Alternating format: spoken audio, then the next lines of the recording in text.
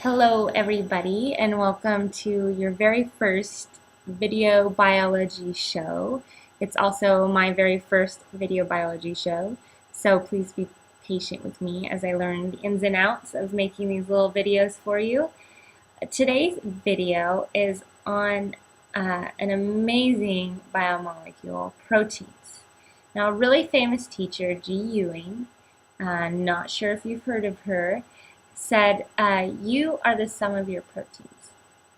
Essentially, that means when you're looking at me, and you're seeing the color of my skin, the color of my eyes, you are seeing my proteins at work. Now, your proteins are specific structures that are coded for by your DNA. So your DNA, found in the nucleus of your cells, carries the code to make all the proteins that you need in your body.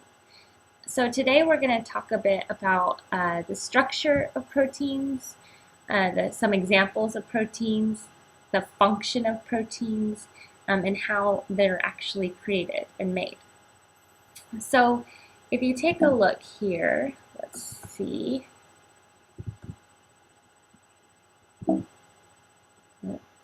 This right here is a protein.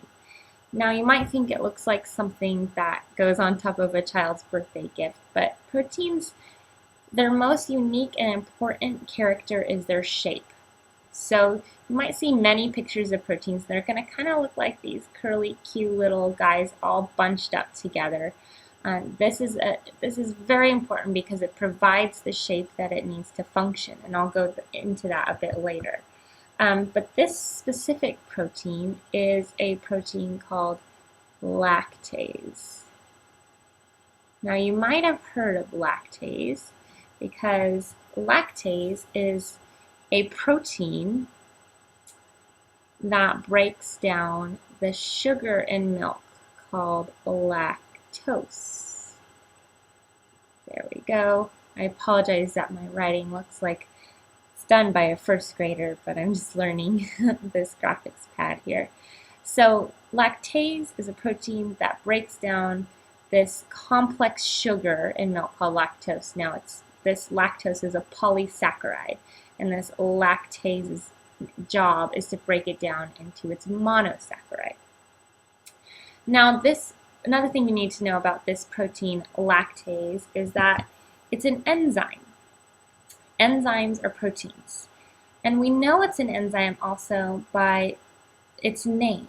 So if you come across a word that ends in A-S-E, ASE, we know, ding, ding, ding, ding, ding, that it is an enzyme, okay?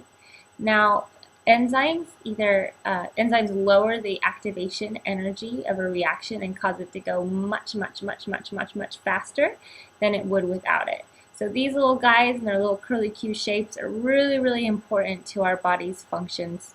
And these little curly Q guys, these enzymes, are proteins. So let's take a look at some other areas that we find proteins in our bodies.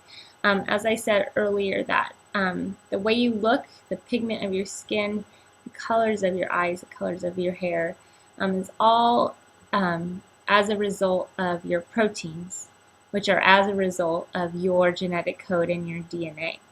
Another function of proteins is we have contractile proteins in our muscles that are huge, huge players in muscle movement. So you can think about without proteins, we wouldn't be able to move muscles. We wouldn't actually even be able to digest any of our foods. Without proteins, we definitely would not exist. So proteins are also enzymes. We've talked about that before. And what's really important about proteins is their shape. So you can see they have this kind of curly Q ribbon dancer kind of shape. I like to use the analogy of a wrench. So here's a wrench, and wrenches are used to take off bolts, right? Pretty sure. So here we have a nice little wrench, and its shape right here we can adjust it, right, for the size of the bolt, but the shape right here is a perfect fit for a bolt, and it allows you to pull off the bolts with really efficient manner, I guess. We can use the leverage of this handle here and the shape of this to twist off a bolt. Now let's say I took this wrench and I messed it up. So I got really hot and I changed the shape to something that looks like this. Okay, so now we have a wrench. We'll color that in maybe. Here we go. So now we have a wrench. You get the idea. Instead of having that nice shape to wrap itself around that bolt and twist it off, we have this weird kind of shape that renders it useless. The same thing with a protein. So if we mess with the shape of a protein, it becomes useless. Its shape is its most important feature. Now its shape, we're going to be doing some more studies on what affects the shape of a protein, but things like pH, things like temperature, things like ionic conditions,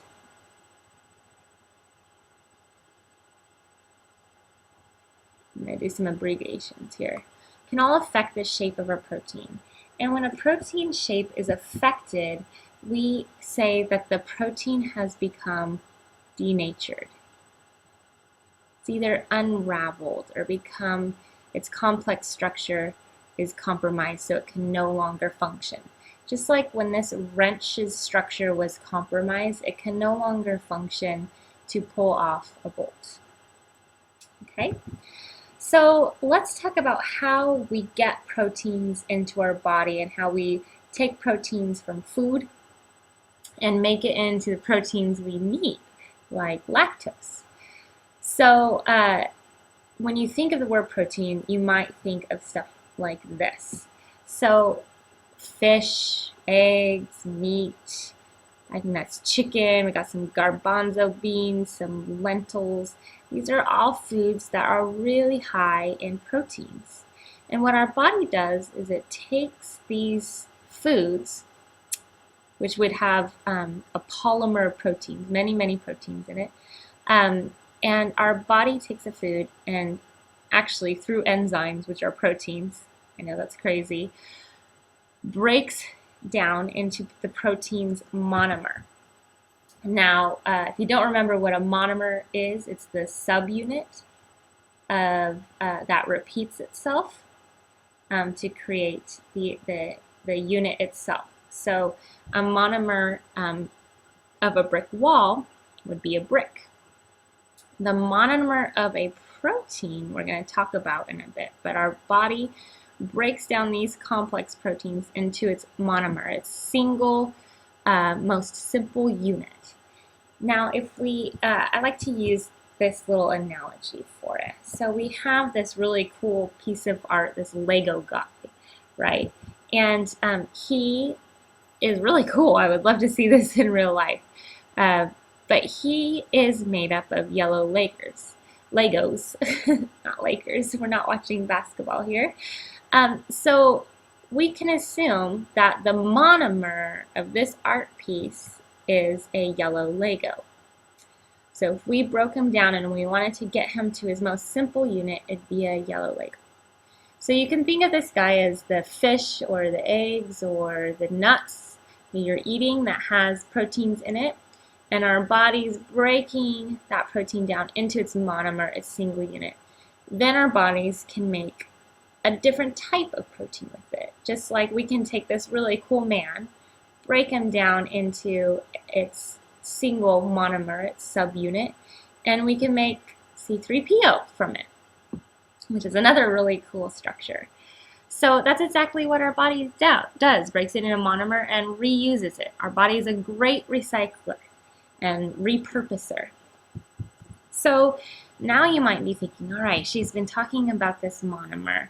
What is the monomer of a protein? Well, if you're thinking amino acid, You are correct. This is a chemical structure of an amino acid. Now, since you know your functional groups incredibly well, you're probably able to identify some groups already here. So our first group we have here is, can you take a guess? Can you guess it before I say it? 3, 2, 1. This is an amino group. I apologize for my inability to use this pen. So here's the amino group. And let's get a different color here. This group right here, what is this? We've got a hydroxyl section right here. We've got some carbon and oxygen. Now, if you're thinking this is a carboxyl group, you are a star and you should give yourself a big pat on the back. So this is a carboxyl group. And together, these make up, along with a hydrogen and this R group, I'm going to explain that this is an amino acid.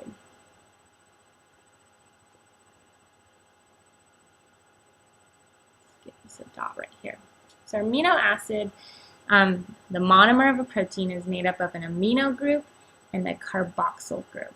We also have this other hydrogen right here, which is going to be important later, and this R group. This R group is what makes our amino acids unique. I call it, it's really scientific, I call it the rest. So the R group is other chemical compounds attached to the amino group and the carboxyl group that make the amino acid unique. Now we actually have 20 different types of R groups that give us 20 different types of amino acids. So you might notice that this wheel right here is familiar from when you learned transcription, translation, protein synthesis, all that fun stuff. These right here are 20 amino acids. So we have proline, leucine, cytosine, arginine, methionine, all these wonderful ene words. So our R group is what makes all of these differ from each other. So each one, the leucine, the proline, they all have an amino group and a carboxyl group. They all have a different R group. And that's what makes them unique, and that's what gives them their unique shape. So these amino acids, we say amino acid is the monomer of a protein. Let's talk about how these amino acids come together to form a chain of amino acids, which eventually form a protein. So here we have our amino acid 1. We have our amino group, our carboxyl group, our little hydrogen guy, and our rest, right, our R group, and amino acid 2. Now, you may notice that there's this little red shaded area that we have a oxygen, a hydrogen here, and a hydrogen here. Now, when this nitrogen bonds with this carbon, it releases these 3 elements as a water molecule. Now, I want you to think back to when we talked about reactions. What type of reaction releases a water molecule? Think about it. So this is a dehydration reaction. Now think of when you're dehydrated, D meaning not having anything, and hydration, you're not having any water, you're dehydrated. This is a dehydration reaction because we're losing water. But we're losing water in order to create something. So this is a dehydration synthesis reaction. So synthesis meaning to make, dehydration meaning to lose water. So we lose this water molecule, and what happens is a peptide bond, a very special bond between the 2 amino acids is created, and we see these in between each amino acid. All right, so we have to lose a water molecule in order to get this.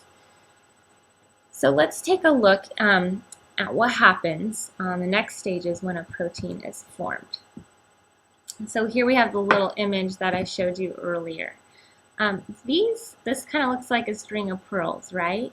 So I want you to see these little circles right here are amino acids. So this is our amino group and our carboxyl group with our extra little hydrogen and our R's. Well, you can see that they're bonded together, so they've lost that little extra hydrogen, they've lost 2 oxygen through dehydration synthesis, and they've created these peptide bonds. These are the bonds between amino acids and proteins. It's an important concept, all right?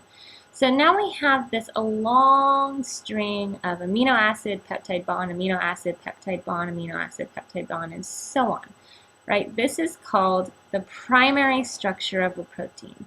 So the individual amino acids that make up the protein, this could be arginine, this could be methionine, this could be proline, etc.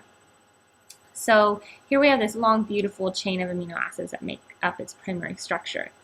Well, if you remember that first picture, I showed you that curly Q structure on the front. This doesn't really look like that. Well, let's talk briefly about how this gets to that curly Q structure. There are 4 structures of a protein. We have the primary structure, which I'm just going to note as like 1', primary structure of a protein. And that's what we just talked about. That is I'm going to have this be my amino acid, peptide bond, amino acid, peptide bond, amino acid, peptide bond. Maybe I'll put a little AA there. AA, AA, there we go. So this is our primary structure of a protein. So the order of amino acids, the order and sequence of amino acids, right? So these can be incredibly long, thousands and thousands and thousands, or they can be relatively short depending on the complexity of the protein that they're creating. Well, then what happens is these R groups right here, so I'm going to just call this right here the R group. These R groups, they're compounds, right? So they start interacting with each other as compounds do, and they create the secondary structure. I'm going to just call it 2', but it's secondary structure right here, which kind of causes this, what we call a pleated sheet. So this is actually called a beta pleated sheet.